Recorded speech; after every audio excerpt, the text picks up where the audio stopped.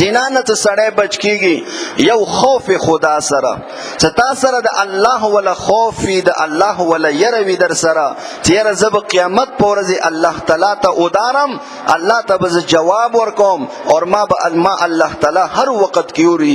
بني اسرائیلو کې چې یو زنانه وه، هغه باندې خپل تره زوی چې مین شوی و، هغه تره زوی ونه غلطه مطالبه کوله، خو دا ډېره پاکه بیبي وه. چې دې خاوند وفات شو نو لږ وخت تېرېدلو، غریبې باندې ډېر فقر و فاقې راغلی، اخر دې ته مجبوره شوه چې د روټۍ خوراک ورسره څه شی نه و. نو لاړله اندي تره زوی څخه چې یاره تره زویمه دی، مالداره دی، هغه به رسره څه تعاون وکړي. چې کله دغه تره زوی ته لاړله، ورته یې چې لږ څه تعاون رسره وکړه، بچي به د لوږو نه ژاړي. نو دا ورته یې چې بس زما هغه ډیمانډ پوره که، نو زما دغه شهوت دغه خواهش پوره که. نو بس دا خو مجبوره وه، بچي د لوږې ژړېدلو، ورته یې چې ځه صحیح دی. نو بس کله ورسره بیله شوي دی، ورته یې چې ګوره دروازې مروازې ټولې بندې که، زه ډېره یریږم.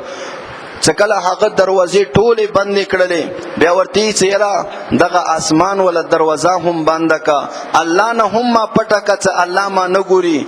نو بس هغه ورته یې چې الله نه د څرنګې پټه کم. نو بس هغه هم پوه شوی دی، هغه هم توبه وبستلې دی. نو درنګې چې کله تا سره د الله ولا خوف وي، نن مونږ او تاسو بندګانو نه شرمېږو، بندګانو نه حیا کوو، وړه ماشوم نه حیا کوو، خو الله نه مونږ ته حیا نه رسي. چې کله یو سړی په بیله وي، دویم ورسره الله وي، دوا وي، دریم ورسره الله وي، درې وي، څلورم ورسره الله وي. او قیامت په ورځ چې مونږ او تاسو دغه عملنامې الله ته پیښ شي، چې الله مونږ ته دا وایي چې ای بنده، چې مخلوق نه ته شرمېدلې، نو ته ما نه شرمېدلې، چې دغه د ګناهونو ولا پند ما ته در راوړو. او اندرنګې بل یو سوچ، هغه چې سړی دا وکړي چې کمې زنانه سره ته زنا کوې، کمی زنانا سره، دغه زنانا به د چا ولا خور وي، دغه زنانا به د چا ولا مور وي، دغه زنانا به د چا ولا بیبي وي، د چا ولا لور به وي. نو لکه څرنګه یو صحابي نوې ایمان راوړی، پیغمبر علیه الصلاۃ والسلام په خدمت کې حاضر شو، ورته ای د الله پیغمبره صلی الله علیه وسلم، دغه ایمان ولا تمام شرایط خو زه منلی شم، قبلولی شم، پوره کیدلی شم، خو دا دی چې زه زنا ولا ډېر عادي یم، صرف د زنا ولا اجازت ما تراکا. صحابه کرام ډیر غصه شو. فصواح الناس حدیثو کې ټکه راغله د چغې کې راپارت لوچه د څه بکواس ته شروع کړي پیغمبر علیه السلام مجلس کې. خو پیغمبر علیه الصلاۃ والسلام ډیر شفقت ولو، دغه صحابي ځان تر نږدې کړلو، ورته یې څه د ته چا یعنی ته دا غواړې چې تا مور سره چوک زنا وکړي.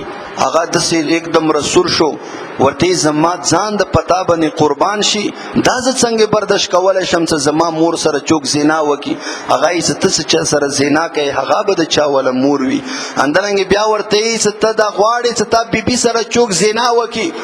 نو هغه نور راوپړسېدل چې دا به څرنګې زه غواړم چې زما بیبي سره چوک زنا وکړي. هغه چې ته چا سره زنا کوې، د چا ولا خو به بیبي وي که نه. اندرنګې لورې ورته یاد کړي دي، اندرنګې خورې ورته یاد کړي دي، اندرنګې تریندې ورته یاد کړي دي. اخر هغه صحابي په ژړا شو. پیغمبر علیه الصلاۃ والسلام بیا ځان ته نور نږدې کو، دغه سینې مو باندې ورته لاس کېږدول، الله نه یې دعا وغوښتله چې یا الله د دې ولا دغه سینه پاکه که، د دې ولا شرمګاه حفاظت وکړه، او دې ته ګناهونه معاف کا.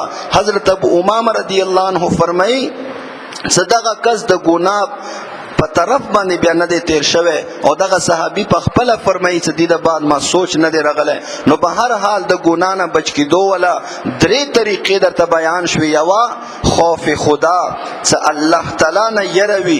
دویمه طریقه چې دغه زنانه په باره کې دغه سوچ وکړه چې دا به د چا ولا خور وي، چا ولا مور وي، چا ولا لور به وي، چا ولا به ترور وي، چا به رشته ورسره کېږي.